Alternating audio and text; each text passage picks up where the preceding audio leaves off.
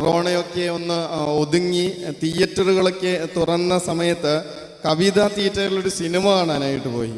അവിടെ ചെന്ന് ഇരിക്കുമ്പോൾ അവിടെ ഇട്ടിരിക്കുന്ന പാട്ടുകളുണ്ട്. ആദ്യം ഇടുന്ന പാട്ടുകൾ മുഴുവൻ പഴയ ക്രിസ്ത്യൻ ഡിവോഷണൽ സോങ്, ഈശോയെ പറ്റി ഇങ്ങനെ പാടിക്കൊണ്ടിരിക്കുന്ന പഴയ മനോഹരങ്ങളായിട്ടുള്ള പാട്ടുകൾ ഇങ്ങനെ കേൾക്കുന്നുണ്ടായി.